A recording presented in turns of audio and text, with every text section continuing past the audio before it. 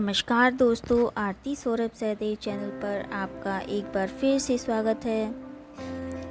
तो दोस्तों, आज हम फिर से लेकर आए हैं आपके लिए एक नई कहानी। तो आज की कहानी है हमारी कौआ और उल्लू की कहानी। तो चलिए दोस्तों, कहानी को हम शुरू करते हैं। बहुत समय पहले की बात है कि एक वन में एक विशाल बरगद का पेड़ कौआ की राजधानी थी। हजारों कौए उस पर वास करते थे। उसी पेड़ पर कौआ का राजा मेघवर्ण भी रहता था। बरगद के पेड़ के पास ही एक पहाड़ी थी जिसमें असंख्य गुफाएं थी। उन गुफाओं में उल्लू निवास करते थे। उनका राजा अरिमर्दन था। अरिमर्दन बहुत पराक्रमी राजा था। कौआ को तो उसने उल्लुओं का दुश्मन नंबर 1 घोषित कर रखा था।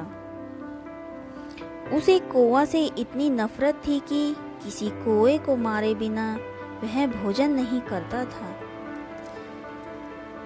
जब बहुत अधिक कौए मारे जाने लगे तो राजा मेघवर्ण को बहुत चिंता हुई। उसने कौए की हर एक सभा इस समस्या पर विचार करने के लिए बुलाई। मेघवर्ण बोला, मेरे प्यारे कौओं, आपको तो पता है कि उल्लुओं के आक्रमण के कारण हमारा जीवन असुरक्षित हो गया है। हमारा शत्रु शक्तिशाली है और अहंकारी भी। हम पर रात को हमले किए जाते हैं। हम रात को देख नहीं पाते। हम दिन में जवाबी हमला नहीं कर पाते क्योंकि वे गुफाओं के अंधेरों में सुरक्षित बैठे रहते हैं। फिर मेघवर्ण ने सियाने और बुद्धिमान कौओं से सुझाव देने के लिए कहा। एक डरपोक कौआ बोला, हमें उल्लू से समझौता कर लेना चाहिए। वह जो शर्त रखें हम स्वीकार करें। अपने से ताकतवर दुश्मन से पीटते रहने में क्या तुक है। बहुत से कौओं ने कां कां करके विरोध प्रकट किया। एक गर्म दिमाग का कौआ चीखा, हमें उस दुष्टों से बात नहीं करनी चाहिए। सब उठो और उन पर आक्रमण कर दो।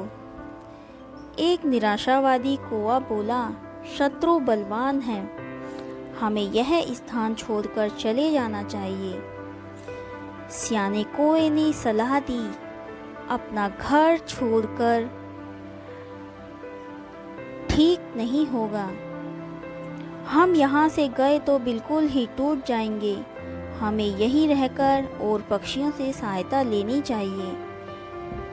कौओं में सबसे चतुर व बुद्धिमान स्थरजीवी नामक कौआ था, जो चुपचाप बैठा सबकी दलीलें सुन रहा था। राजा मेघवर्ण उसकी ओर मुड़ा, महाशय, आप चुप हैं, मैं आपकी राय जानना चाहता हूँ।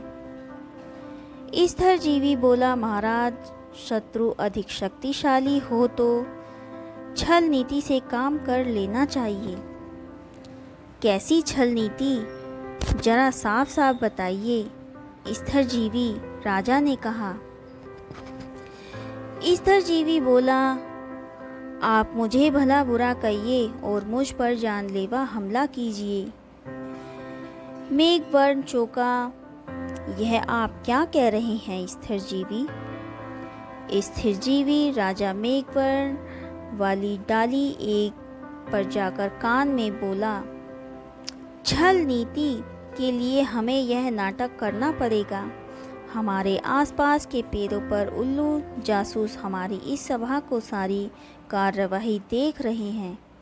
उन्हें दिखाकर हमें फूट और झगड़े का नाटक करना होगा। इसके बाद आप सारे कौओं को लेकर श्रीमुख पर्वत पर जाकर मेरी प्रतीक्षा करें। मैं उल्लुओं के दल में शामिल होकर उनके विनाश का सामान जुटाऊंगा। घर का भेदी बनकर उनकी लंका ढाऊंगा। फिर नाटक शुरू हुआ। स्थरजीवी चिल्लाकर बोला, मैं जैसा कहता हूँ वैसा कर। राजा एक राजा के बच्चे, क्यों हमें मरवाने पर तुला है? मेघवर्ण चीख उठा, गद्दार, राजा से मेरी बदतमीजी से बोलने की तेरी हिम्मत कैसे हुई? कई कोए एक साथ चिल्ला उठे, इस गद्दार को मार दो। राजा मेघवर्ण ने अपने पंख से स्थरजीवी को जोरदार झापड़ मारकर तनी से गिरा दिया और घोषणा की, मैं गद्दार स्थरजीवी को कौवा समाज से निकाल रहा हूँ। अब से कोई कौवा इस नीच से कोई संबंध नहीं रखेगा। आसपास के पेड़ों पर छिपे बैठे उल्लू जासूसों की आंखें चमक उठी। उल्लुओं के राजा को जासूसों ने सूचना दी कि कौवों में फूट पड़ गई है, मारपीट और गाली गलौज हो रही है। इतना सुनते ही उल्लुओं के सेनापति ने राजा से कहा, महाराज, यही मौका है कौवों पर आक्रमण करने का। इस समय हम उन्हें आसानी से हरा देंगे।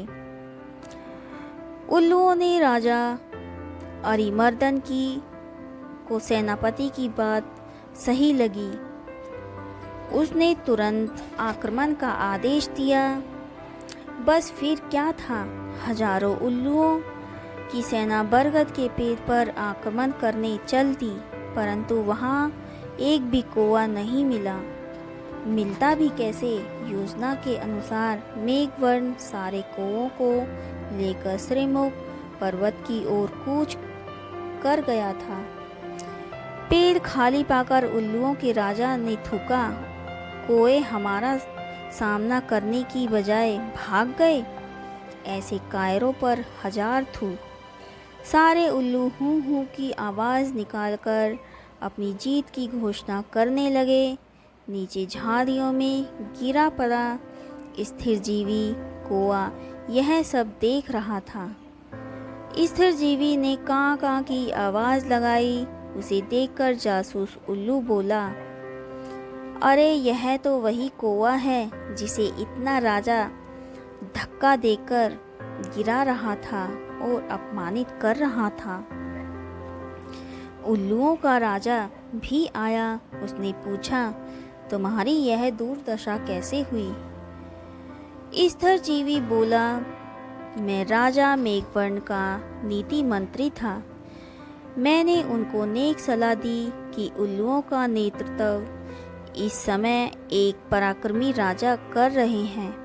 हमें उल्लुओं की अधीनता स्वीकार कर लेनी चाहिए।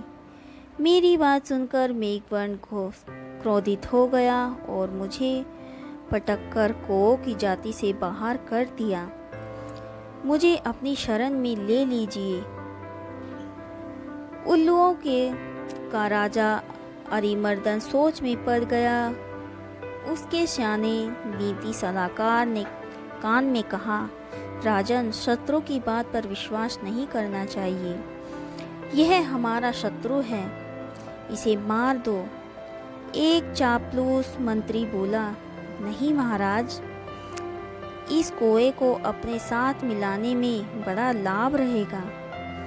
यह कौवे के घर के भेद हमें बताएगा। राजा को भी स्थरजीवी अपने साथ मिलाने में लाभ नजर आया और उल्लू स्थरजीवी कौवे को अपने साथ ले गए। वहां अरिमर्दन ने उल्लू सेवक से कहा, स्थरजीवी गुफा के शाही मेहमान कक्ष में ठहराओ। इन्हें कोई कष्ट नहीं होना चाहिए। स्थरजीवी हाथ जोड़कर बोला, महाराज, आपने मुझे शरण दी, यह बहुत है। मुझे अपनी शाही गुफा के बाहर एक पत्थर पर सेवक की तरह ही रहने दीजिए। वहाँ बैठकर आपके गुण गाते रहने की ही मेरी इच्छा है। इस प्रकार स्थरजीवी शाही गुफा के बाहर डेरा जमा कर बैठ गया। गुफा में नीति सलाहकार ने राजा से फिर से कहा, महाराज, शत्रु पर विश्वास मत करो। उसे अपने घर में स्थान देना तो आत्महत्या करने के समान है। अरिमर्दन ने उसे क्रोध से देखा। तुम मुझे ज़्यादा नीति समझाने की कोशिश मत करो। चाहो तो तुम यहाँ से चले जा सकते हो। नीति सलाहकार उल्लू अपने 2-3 मित्रों के साथ वहाँ से सदा के लिए यह कहता हुआ विनाश काले विपरीत बुद्धि। कुछ दिनों बाद स्थरजीवी लकड़ियाँ लाकर गुफा के द्वार के पास रखने लगा। सरकार, सर्दियाँ आने वाली हैं। मैं लकड़ियों की झोपड़ी बनाना चाहता हूँ ताकि ठंड से बचाव हो। धीरे धीरे लकड़ियों का काफ़ी ढेर जमा हो गया।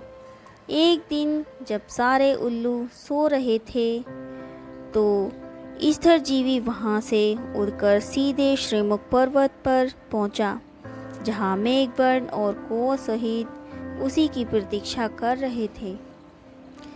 स्थरजीवी ने कहा, अब आप सब निकट के जंगल में जहाँ आग लगी है, एक एक जलती लकड़ी चोंच में उठाकर मेरे पीछे आइए। कौओं की सेना चोंच में जलती लकड़ियाँ पकड़ स्थरजीवी के साथ उल्लुओं की गुफा में आ पहुँचा। स्थरजीवी द्वारा ढेर लगाई लकड़ियों में आग लगा दी गई। सभी उल्लू जलने या दम घुटने से मर गए। राजा मेघवर्ण ने स्थरजीवी को कौआ रत्न की उपाधि दी। तो दोस्तों, इस कहानी से हमें यह शिक्षा मिलती है कि शत्रु को अपने घर में पनाह देना अपने ही विनाश का सामान जुटाना है। एक समय की बात है, टीनू नाम की लड़की थी जो स्कूल में दिए गए कार्यों में बड़ी रुचि रखती थी। इस साल टीनू के स्कूल में गर्मी की छुट्टियां पड़ने से पहले उसकी टीचर ने भी सभी को विभिन्न पक्षियों के चित्र दिखाकर चिड़िया पर निबंध लिखने के लिए कहा था।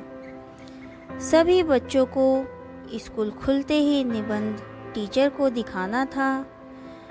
पक्षियों की रंग बिरंगी किताब टीनू को बहुत पसंद आई थी।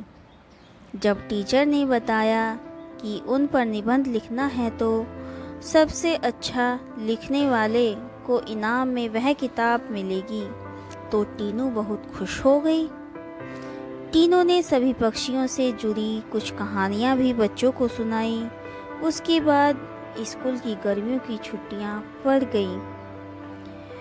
यूँ तो टीनू हर साल अपनी गर्मी की छुट्टियाँ बिताने के लिए कहीं ना कहीं जाती थी, लेकिन इस साल की छुट्टियों में टीनू रोज़ पास के ही एक बगीचे में जाकर पक्षियों की ओर अपने उनके घोंसले देखने लगी। उस बगीचे में गोरैया, दर्जिन, लवा जैसे बहुत से पक्षी आते थे। टीनू बगीचे में आने वाले हर चिड़िया को पहचानने की कोशिश करती और उन्हें गौर से देखती रहती। टीनू देखती थी कि हर चिड़िया एक एक घास, पत्ती, पंख आदि को जोड़कर कैसे अपना घोंसला बना रही है। उसके मन में होता था कि चिड़िया को घोंसला बनाने के लिए कितनी मेहनत करनी पड़ती है। टीनू चाहती थी कि वो किसी तरह से उन पक्षियों की मदद करे। एक दिन टीनू ने देखा कि पास के बगीचे में बदमाश लड़कों ने लवा चिड़िया को घोंसला तोड़ दिया है। टीनू को यह देखकर बहुत दुख हुआ। उसने सोचा कि क्यों ना मैं उनके लिए खुद एक दो घोंसले बना दूं, शायद ये इसका इस्तेमाल कर लेंगी। टीनू को लगा कि वो कुछ ही देर में घोंसला बनाकर तैयार कर देगी, लेकिन टीनू पूरा दिन तिनकों और दूसरी चीज़ों से चिड़ियों का घोंसला बुनती रही। बड़ी मुश्किल से जब घोंसला तैयार हुआ तो घोंसले को पेड़ पर टिकाने के लिए कुछ नहीं मिला। टीनू की माँ यह सब देख रही थी। तभी टीनू ने माँ को बताया, देखिए ना, मैंने चिड़िया के लिए एक घोंसला बनाया है, मगर यह इतना सुंदर नहीं है जितना चिड़िया बनाती है। मैंने सोचा था कि आसानी से एक सुंदर घोंसला बन जाएगा, लेकिन ऐसा कुछ नहीं हुआ। यह घोंसला अंदर से काफ़ी कठोर बन गया है। क्या आप इसे मुलायम कर देंगी? किसी तरह से टीनू की माँ ने उस घोंसले को थोड़ा ठीक किया। उसके बाद टीनू ने उस घोंसले को धागे की मदद से पेड़ पर टिका दिया। अब बगीचे में बैठकर टीनू लवा पक्षी के आने का इंतजार करने लगी। वो पक्षी बगीचे में आए तो, लेकिन टीनू द्वारा बनाया गया घोंसला उन्होंने इस्तेमाल नहीं किया। टीनू के साथ उसकी माँ भी बगीचे में आई थी। उसने टीनू को उदास देखकर, तुम परेशान मत होना, अभी चिड़िया घोंसले पर आ जाएगी।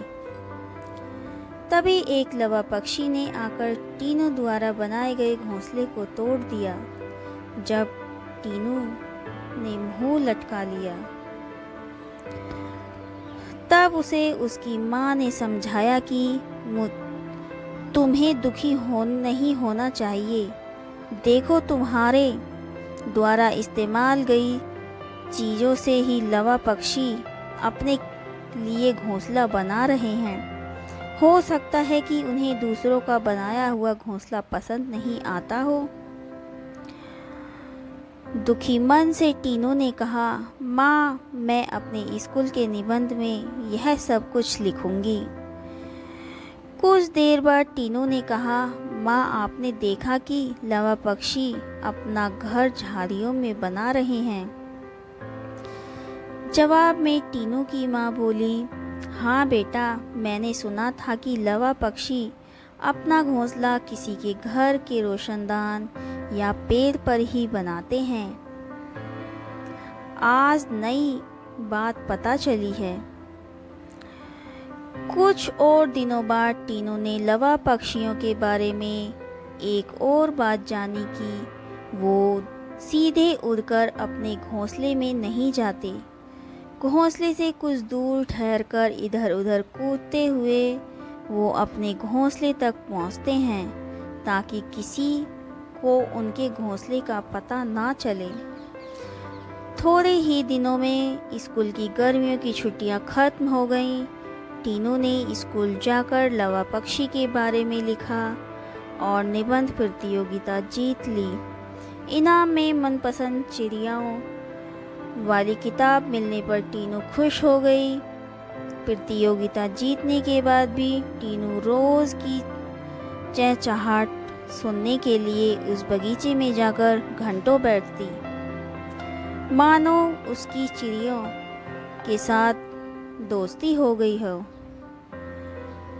तो दोस्तों, इस कहानी से हमें यह शिक्षा मिलती है कि छोटी छोटी बात पर मन दुखी नहीं करना चाहिए। साथ ही आसपास की चीज़ों पर गौर करने से हमें काफ़ी कुछ नया जानने को मिलता है। तो सालों पहले गुमथा गांव में रहने वाला एक किसान काफ़ी दुखी था। वो अपनी जीवन की छोटी छोटी परेशानियों को लेकर उदास रहता था और अपने दुख के बारे में लोगों को बताता फिरता था। एक दिन उसे किसान ने सलाह दी कि तुम गौतम बुद्ध के पास चले जाओ, वे तुम्हारी समस्याओं का कोई ना कोई हल जरूर निकाल देंगे। उस व्यक्ति की बात सुनते ही दूसरे दिन वो किसी सीधे महात्मा बुद्ध के पास पहुंच गया। गौतम बुद्ध के पास पहुंचकर उन्हें प्रणाम करते हुए बताया कि मैं एक किसान हूँ और मैं खेती करके जीवन यापन करता हूँ। मैं यहाँ अपनी समस्याओं का समाधान लेने के लिए आया हूँ। दरअसल कई बार हमारी फसल अच्छी होती है तो कभी बिल्कुल भी अच्छी नहीं होती। इससे मैं बहुत परेशान हो जाता हूँ। इतना कहने के बाद किसान ने आगे कहा कि मेरी पत्नी है और वो मुझसे बहुत प्रेम करती है, पर कभी कभी वो मुझे बहुत परेशान करती है। उससे मैं तंग आ गया हूँ और कभी कभी लगता है कि अगर वो मेरे जीवन में नहीं आती तो मैं कितने अच्छे से रहता। इस तरह वह अपनी सारी परेशानियाँ महात्मा बुद्ध को सुनाता है और वो उनकी बातें सुन रहे थे। जब तक किसान बात कर रहा था तब तक गौतम बुद्ध एक शब्द भी नहीं बोले। वो बस ध्यान से किसान की ही बातें सुन रहे थे।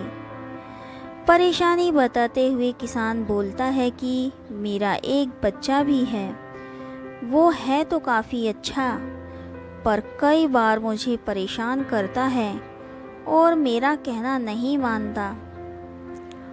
उसके ऐसे व्यवहार से मुझे लगता है कि वो मेरा बच्चा नहीं है। ऐसा कहते हुए किसान अपनी सारी परेशानी को बताता रहा।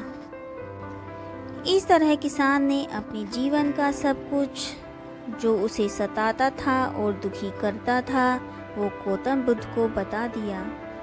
अब किसान के पास उन्हें बताने के लिए कुछ भी नहीं था और उनका मन काफ़ी हल्का हो गया।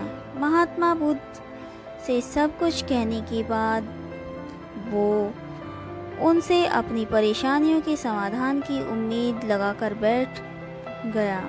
काफ़ी देर तक गौतम बुद्ध के जवाब का इंतज़ार करने के बाद बेसब्र होकर किसान ने ऊंची आवाज़ में महात्मा बुद्ध से पूछा, क्या आप मेरी पर समस्याओं को लेकर कुछ नहीं कहेंगे? तब गौतम बुद्ध बोले, मैं तुम्हारी किसी तरह से भी मदद नहीं कर सकता। किसान ने महात्मा बुद्ध से ऐसे जवाब की उम्मीद नहीं की थी। वो उनका जवाब सुनकर हैरान हो गया। उसे अपने कानों पर भरोसा नहीं हो रहा था। उसने भगवान बुद्ध से पूछा कि ये आप क्या बोल रहे हैं? क्या आप मेरी समस्याओं का समाधान नहीं कर सकते? मैंने सुना है कि आप सभी की समस्याओं का समाधान करते हैं, तो मेरी समस्याओं का क्यों नहीं करोगे? महात्मा बुद्ध इस बात पर किसान से कहते हैं कि आपके जीवन में जितनी कठिनाइयां हैं उतनी हर किसी के जीवन में होती हैं और सबको अपनी छोटी समस्याएं भी बड़ी लगती हैं। आपके जीवन में कोई ऐसी समस्या नहीं है जो दूसरों को ना हो। हर व्यक्ति को अपने जीवन में सुख दुख का सामना करना पड़ता है। हम चाहे जितनी भी कोशिश कर लें, लेकिन हमारे जीवन में सुख और दुख दोनों आएंगे ही आएंगे। कई बार हमारे अपने हमें बेगाने लगने लगते हैं, तो कई बार बेगाने हमें अपने लगने लगते हैं। सभी का जीवन ऐसी समस्याओं से घिरा हुआ है जिसका कोई समाधान नहीं है। अगर किसी के जीवन में एक समस्या जाती है तो दूसरी समस्या आ जाती है। ऐसे में तुम एक समस्या का आज समाधान कर लोगे तो तुम्हें कल दूसरी समस्या का सामना करना पड़ेगा। यही जीवन का एक अटल सत्य है। बुद्ध की बातें सुनकर किसान को गुस्सा आ जाता है और वो उन्हें बोलता है कि लोग आपको महात्मा कहते हैं। मैंने लोगों से ये भी सुना है कि आप सबकी परेशानी दूर करते हैं, पर मेरी समस्या का निवारण करने के बजाय आप मुझे फिजूल की बातें बता रहे हैं। मैं आपके पास बहुत उम्मीद लेकर आया था, पर अब मुझे लग रहा है कि आपके पास मेरा आना व्यर्थ हुआ। मैंने जो भी आपके बारे में सुना था वो सब झूठ था। महात्मा बुद्ध को इतना कहकर किसान वहाँ से जाने लगता है। तभी उससे भगवान बुद्ध कहते हैं कि तुमने जो समस्या बताई है उनका मैं समाधान नहीं कर सकता, पर मैं तुम्हारी दूसरी परेशानी का निवारण कर सकता हूँ। बुद्ध की बातें सुनकर किसान हैरान हो गया और बुद्ध से कहता है कि मैंने तो समस्या बताई, उसके अलावा मुझे कोई और समस्या नहीं है, और है भी तो मुझे उसका ज्ञान क्यों नहीं है। बुद्ध उनसे कहते हैं कि आपकी समस्या यह है कि आप नहीं चाहते हैं कि आपके जीवन में किसी तरह की समस्या हो। खुद को किसी तरह की समस्या ना हो, ये सोच रखना ही दूसरी समस्याओं का कारण बनता है। आपको यह स्वीकार कर लेना चाहिए कि हर व्यक्ति के जीवन में किसी न किसी तरह की समस्या होती है। ये सोचना छोड़ दो कि आप इस दुनिया में सबसे दुखी इंसान हो। आपको अपने आसपास के लोगों को देखना चाहिए, क्योंकि बाकी लोग भी किसी न किसी चीज़ से परेशान और दुखी हैं। जीवन में सुख और दुख आकर ही रहेंगे, उसे कोई नहीं बदल सकता। बस तुम्हें दोनों ही स्थिर में खुद को काबू में रखना होगा। इससे दुख का असर तुम पर ज़्यादा नहीं होगा। ऐसे में तुम्हें यह सोचना छोड़ना होगा कि तुम्हारे जीवन में समस्या ना हो, तभी तुम हर समस्या का आसानी से सामना कर पाओगे। बुद्ध की बातें सुनकर किसान उनके पैरों पर गिर गया और उनसे माफ़ी मांगने लगा। वो समझ चुका था कि महात्मा बुद्ध उससे क्या कहना चाह रहे हैं। दोस्तों, इस कहानी से हमें यह शिक्षा मिलती है कि हमें अपनी छोटी छोटी परेशानियों के लिए किसी से शिकायत नहीं करनी चाहिए, बल्कि उन परेशानियों का सामना खुद करना चाहिए। एक बार की बात है, जब गौतम बुद्ध जी मगध राज्य के गांव में ठहरे हुए थे। गांव से थोड़ा बाहर एक मोची अपने परिवार के साथ रहता था। उस मोची के घर के पास एक तालाब था।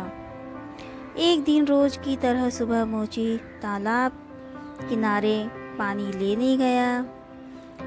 वहाँ उसने तालाब में एक बहुत ही अद्भुत पुष्प देखा। वह पुष्प देखने में बहुत ही सुंदर था और चमत्कारिक भी प्रतीत हो रहा था। मोची ने तुरंत ही अपनी पत्नी को बुलाया और वह पुष्प उसे दिखाया।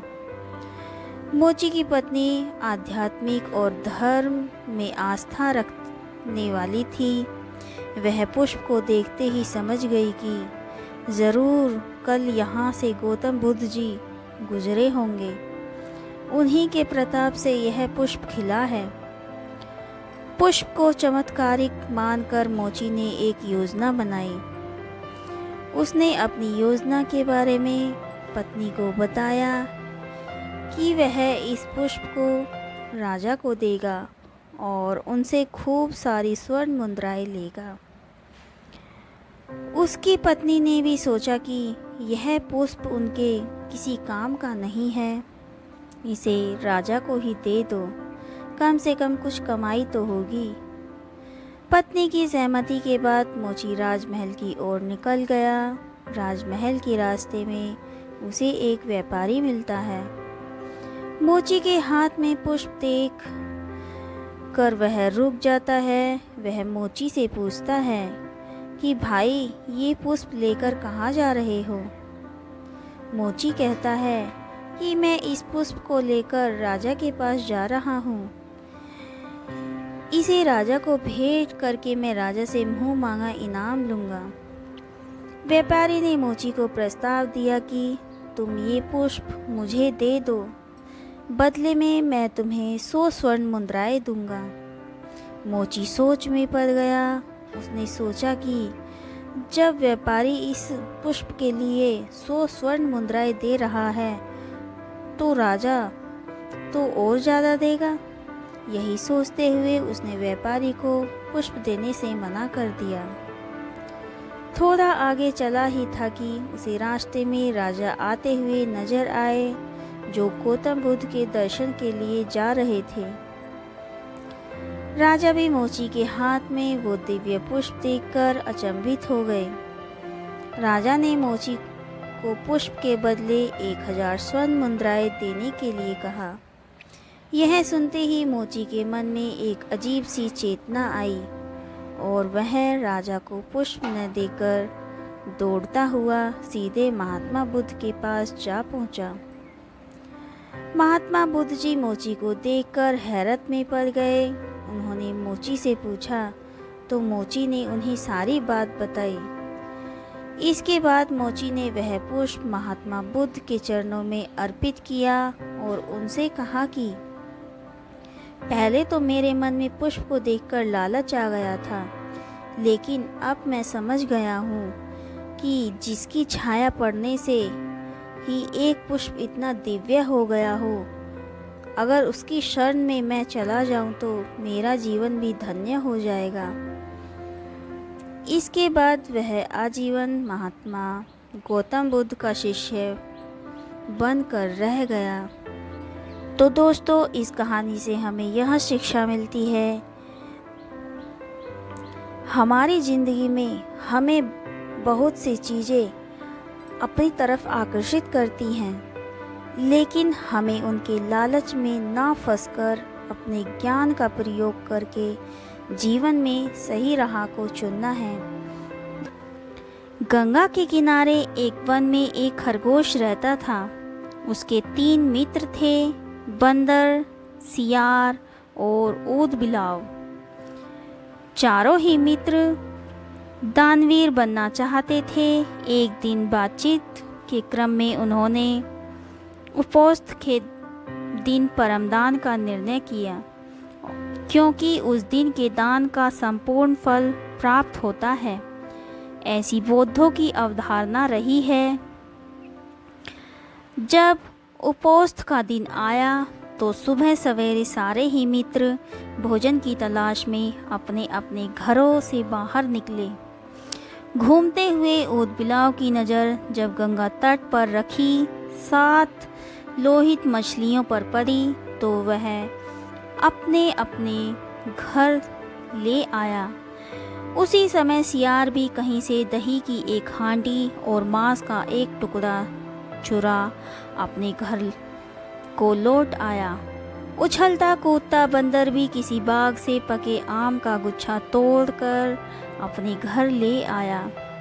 तीनों मित्रों ने उन्हीं वस्तुओं को दान में देने का संकल्प किया, किंतु उनका चौथा मित्र खरगोश तो कोई साधारण प्राणी नहीं था।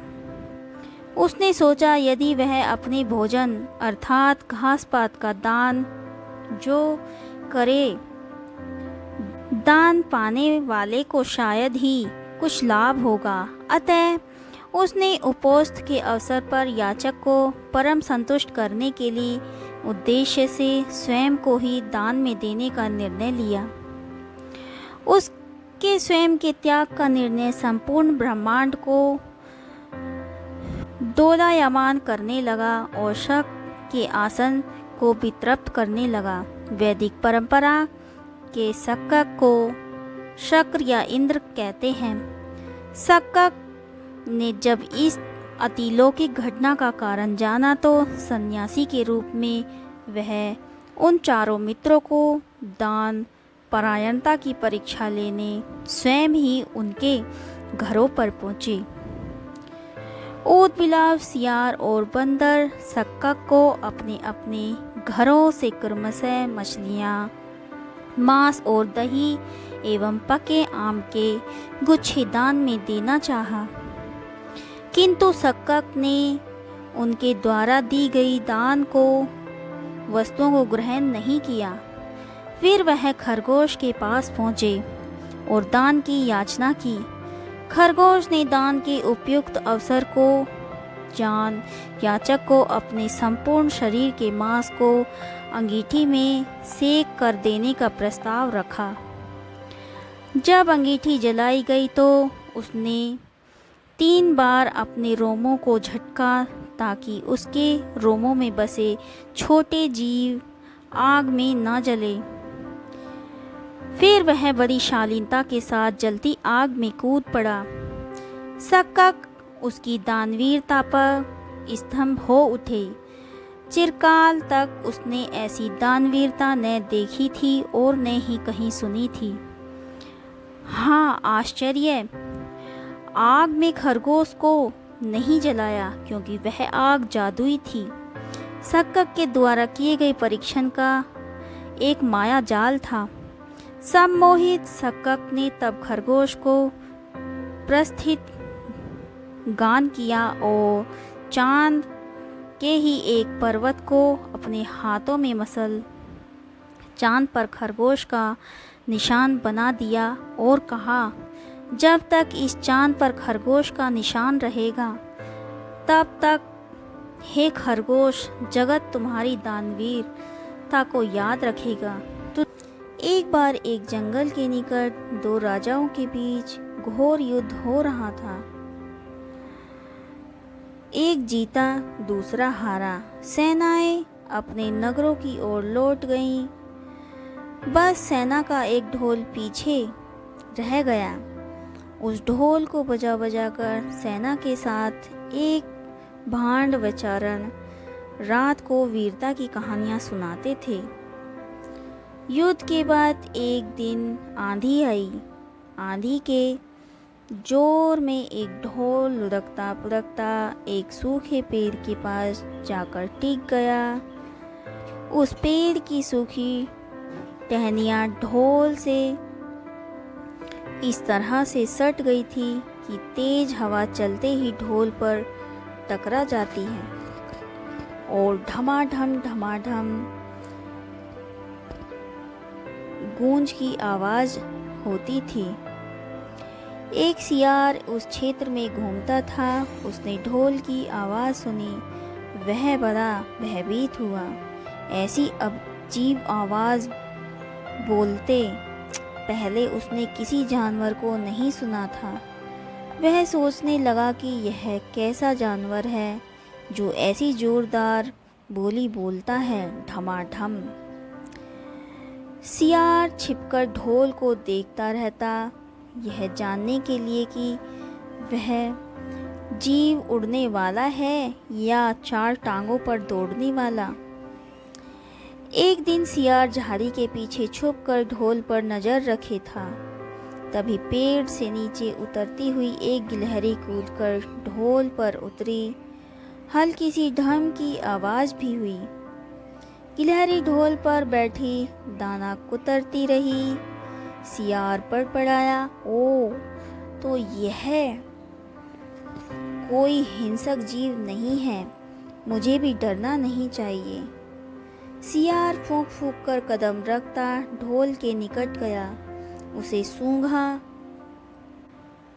ढोल का उसे न कहीं सिर नजर आया और न पैर। तभी हवा के झोंके से टहनियाँ ढोल से टकराई। धम की आवाज़ हुई और सियार उछलकर पीछे जा गिरा। अब समझ गया सियार। उड़ने की कोशिश करता हुआ बोला, यह तो बाहर का खोल है, जीव इस खोल के अंदर है। आवाज़ बता रही है कि कोई जीव इस खोल के भीतर रहता है। वह मोटा ताजा होना चाहिए, चर्बी से भरा शरीर, तभी ये ढम ढम की जोरदार बोली बोलता है। अपनी मान में घुसते ही सियार बोला, ओ सियार, दावत खाने के लिए तैयार हो जा। एक मोटे ताजे शिकार का पता लगाकर आया हूँ। सियारी पूछने लगी, तुम मुझे मारकर क्यों नहीं लाए? सियार ने उसे झिड़की दी, क्योंकि मैं तेरी तरह मूर्ख नहीं हूँ। वह एक खोल के भीतर छिपा बैठा है। खोल ऐसा है कि उसमें तो 2 तरफ सूखी चमड़ी के दरवाजे हैं। मैं एक तरफ से हाथ डालकर उसे पकड़ने की कोशिश करता तो वह दूसरी दरवाजे से भाग जाता ना। चांद निकलने पर दोनों ढोल की ओर गए। जब वह निकट पहुंच ही रहे थे कि फिर हवा से टहनियाँ ढोल पर टकराईं और ढम ढम की आवाज़ निकली। सियार शियारी के कान में बोला, सुनी उसकी आवाज़?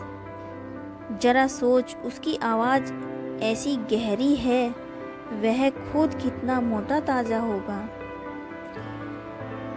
दोनों ढोल को सीधा कर उसके दोनों ओर बैठे और लगे दांतों से ढोल के दोनों चमड़ी वाले भाग के किनारे फाड़ने।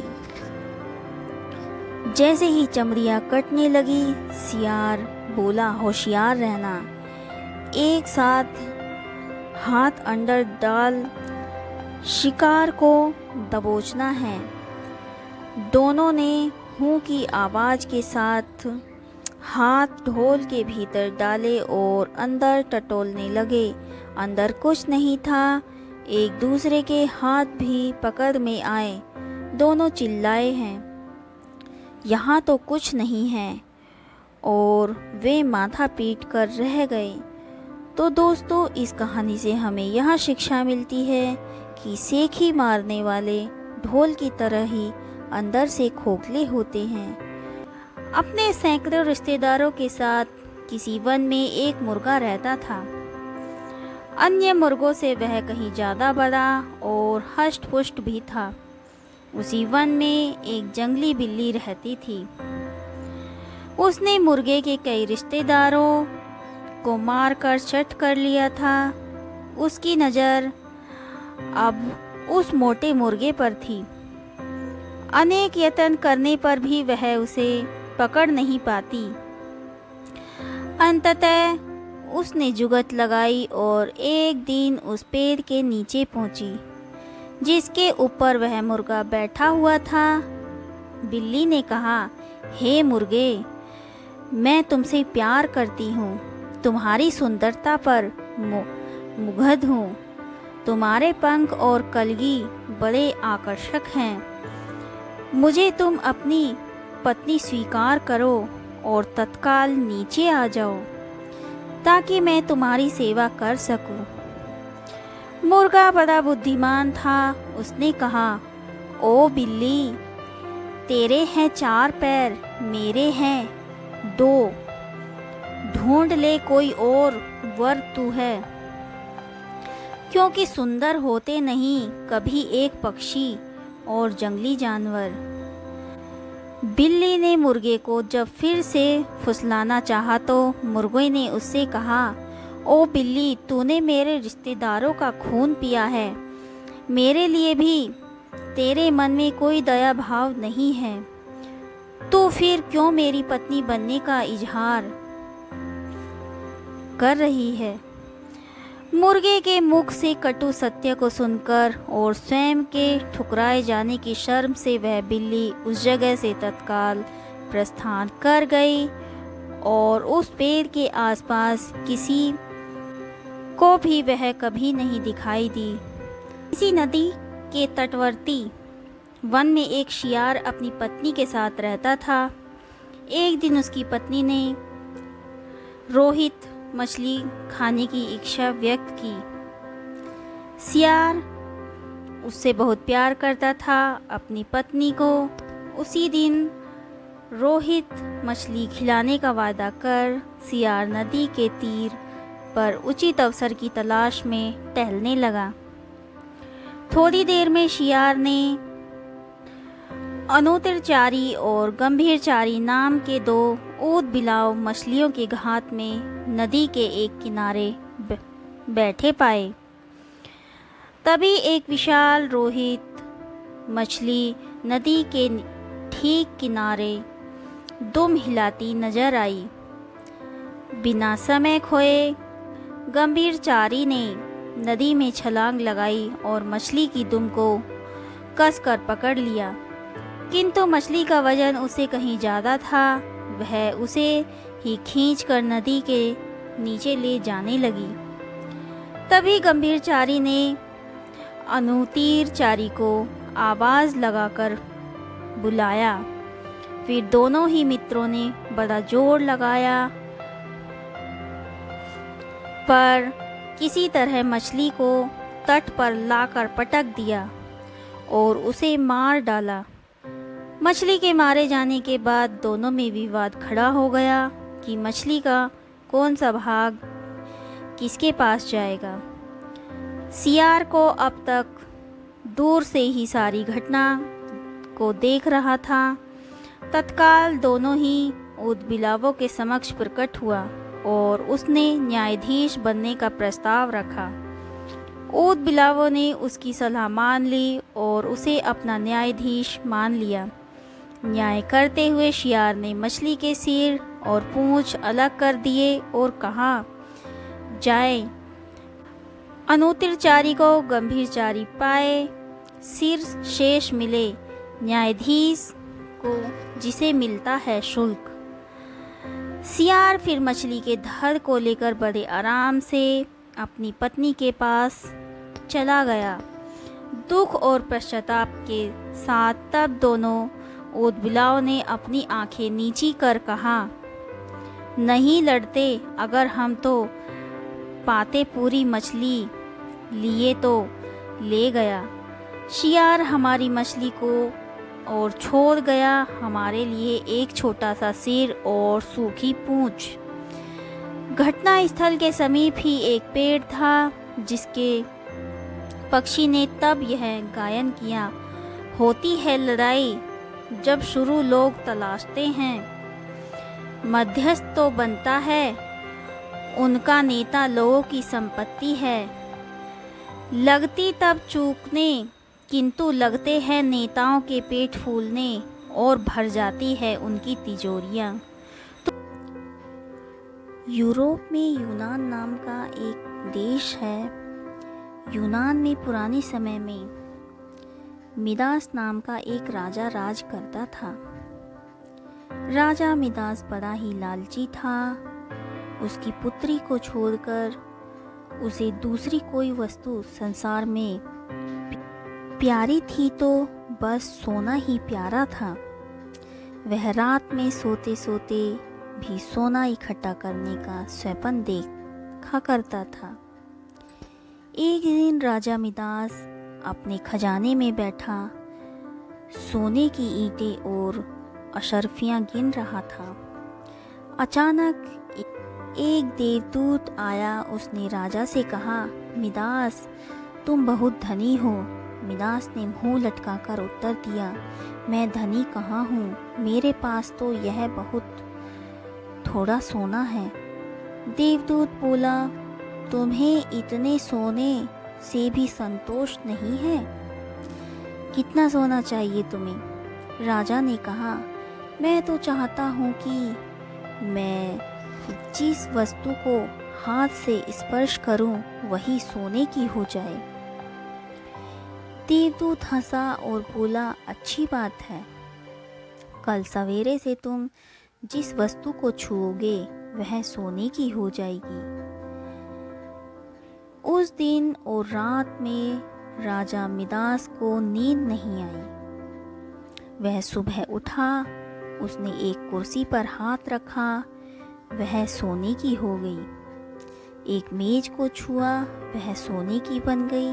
राजा मिदास प्रसन्नता के मारे उछलने और नाचने लगा। वह पागलों की भांति दौड़ता हुआ अपने बगीचे की ओर गया और पेड़ों को छूने लगा। पत्ते, डालियां, गमले सब कुछ सोने के हो गए। सब चमाचम चमकने लगा। मिदास के पास सोने का पार नहीं रहा। दौड़ते उछलते में मिदास थक गया। उसे अभी तक यह पता नहीं है कि उसके कपड़े भी सोने के होकर बहुत भारी हो गए हैं। वह प्यासा था और भूख भी उसे लगी थी। बगीचे से अपने राजमहल लौटकर एक सोने की कुर्सी पर बैठ गया। एक नौकर के उसके आगे भोजन और पानी लाकर रख दिया, लेकिन जैसे ही मिदास ने भोजन को हाथ लगाया वह भोजन सोने का बन गया। उसने पानी पीने के लिए गिलास उठाया तो गिलास और पानी भी सोना हो गया। मिदास के सामने सोने की रोटियां, सोने के चावल, सोने के आलू आदि रखे थे। वह भूखा था, प्यासा था, सोना चबा चबा कर उसकी भूख नहीं मिट सकती थी। मिदास रो पड़ा। उसी समय उसकी पुत्री खेलते हुए वहां आई। उसने पिता को रोते हुए देखकर पिता की गोद में चढ़कर उसके आंसू पोंछने लगी। मिदास ने पुत्री को अपनी छाती से लगा लिया, लेकिन अब उसकी पुत्री वहाँ कहाँ थी? गोद में तो उसकी पुत्री सोने की इतनी वजनी मूर्ति थी कि उसे वह गोद में उठा भी नहीं सकता था। बेचारा मिदास सिर पीट पीट कर रोने लगा। देवता को दया आ गई। वो फिर प्रकट हुआ। उसे देखते ही मिदास उसके पैरों पर गिर पड़ा और गिड़गिड़ा कर प्रार्थना करने लगा, अपना वरदान वापस लौटा लीजिए। देवता ने कहा, मिदास अब तुम्हें सोना नहीं चाहिए? अब बताओ, एक गिलास पानी मूल्यवान है या सोना? कपड़ा रोटी मूल्यवान है या सोना? मिदास ने हाथ जोड़कर कहा, मुझे सोना नहीं चाहिए। मैं जान गया हूँ कि मनुष्य को सोना नहीं चाहिए। सोने के बिना मनुष्य का कोई काम नहीं अटका है। एक गिलास पानी और एक टुकड़े रोटी के बिना मनुष्य का काम नहीं चल सकता। अब सोने का लोभ नहीं करूँगा। देवदूत ने एक कटोरे में जल दिया और कहा, इसे अब सब पर छिड़क दो। मिदास ने वह जल अपनी मेज पर, कुर्सी पर, भोजन पर, पानी पर और बगीचे के पेड़ों पर छिड़क दिया। सब पदार्थ पहले जैसे थे वैसे ही हो गए। तो दोस्तों, इस कहानी से हमें यह शिक्षा मिलती है कि मनुष्य चाहे कितना भी अमीर और कितना भी गरीब हो, उसे कभी भी लालच नहीं करना चाहिए। अत्यधिक लालच करने से उसके पास जो होता है वह उसे भी गवा देता है। तो दोस्त, एक व्यक्ति जिसका नाम शंभू था, बहुत बड़ा व्यापारी बनना चाहता था, पर उसके पास पैसे नहीं थे। वो अक्सर व्यापारियों को देखता और उन जैसा बनने की कल्पना करता। एक दिन उसने दो व्यापारियों की बात सुनी। एक व्यापारी दूसरे व्यापारी से कह रहा था, व्यापार करने के लिए पैसे नहीं बल्कि लगन और चतुराई की जरूरत होती है। कोई चाहे तो वह जो कूड़े पर मरा चूहा पड़ा है उससे भी व्यापार शुरू कर सकता है। शंभू ने कूड़े पर पड़े चूहे को देखा और सोचा, लगन और चतुराई तो है मुझ में, क्यों ना मैं इस मरे चूहे से ही व्यापार शुरू करूं।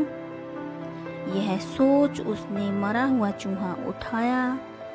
तभी एक सेठ जी अपनी बिल्ली को गोद में लिए उधर से गुजर रहे थे। शंभू के दिमाग में एक तरकीब आई। वह चूहा उठाए उस सेठ के आगे आगे चलने लगा। सेठ जी की बिल्ली चूहे को देखकर उतावली हो गई और म्याऊं म्याऊं करके कुलबुलाने लगी। सेठ जी ने शंभू से कहा, क्यों भाई, यह चूहा बेचोगे? शंभू ने कुछ देर सोचने का नाटक किया। अंत में वह तैयार हो गया। सेठ ने उसे एक सिक्का दिया। शंभू सिक्का लेकर आगे चला। इस एक सिक्के से क्या किया जाए। तभी उसे आगे एक प्याऊ नजर आई। लोग पानी पीकर प्याऊ वाले को धन्यवाद देते जा रहे थे, कुछ उसे पैसे भी दे रहे थे। यह देखकर शंभू ने सोचा कि क्यों ना यही काम किया जाए। शंभू ने एक घड़ा खरीदा और उसमें पानी भरकर खेतों के निकट बैठ गया। थके प्यासे किसानों ने उसका ठंडा पानी पिया। किसानों के पास देने को पैसे तो नहीं थे, पर उन्होंने शंभू को कुछ फल दे दिए। उसका दिमाग अब और तेज चल रहा था। शंभू मटके में फूल भरकर मंदिर की ओर चला। वह मंदिर के बाहर फूल लेकर बैठ गया। मंदिर में चढ़ाने के लिए लोग पैसे देकर उससे फूल लेने लगे। शंभू की अच्छी कमाई हो गई। अब वो दोपहर को किसानों को पानी पिलाकर उनसे फूल पाता और शाम को मंदिर में बेचकर पैसे कमाता। एक दिन उसने किसी से सुना कि एक बड़ा व्यापारी अगले महीने 500 घोड़े लेकर शहर आने वाला है। उसका दिमाग दौड़ने लगा। वो घोड़े में पानी व गुड़ डालकर जंगल की ओर चल दिया। वहाँ घड़ियारों को मुफ्त में शरबत पिलाता। घड़ियारे उससे बहुत आभारी हो गए। वे उसकी सेवा के बदले उसके लिए कुछ करना चाहते, पर शंभू उन्हें कहता, समय आएगा तो मौका दूंगा। एक दिन वो समय भी आ गया जब घोड़े का व्यापारी अपने 500 घोड़े लेकर शहर आ गया। शंभू घड़ियारों के पास गया और अपनी सारी जमा पूंजी देकर बोला, आज जितनी घास आपने काटी है वह मुझे बेच दो। घसियारे तुरंत मान गए। चंदू ने सारी घास ले ली। इस कारण बाजार में कोई घास नहीं लाया। व्यापारी शहर पहुंचा तो उसे घोड़ों के लिए घास नहीं मिली। केवल एक जगह घास का अंबार लगाए शंभू मिला। उसके पास 500 गट्ठर थे। व्यापारी को घोड़ों के लिए घास की बहुत ज़रूरत थी। उसने शंभू से घास की कीमत पूछी। चंदू ने 1000 सिक्के मांगे। मजबूर होकर व्यापारी को घास के लिए 1000 सिक्के देने पड़े। कुछ ही दिनों बाद एक जहाज माल लेकर आया। नगर के व्यापारियों के दल के पहुंचने से पहले शंभू ही जहाज के व्यापारियों के पास पहुंच गया और उसने 1000 सिक्के अग्रिम देकर जहाज का सारा माल खरीद लिया।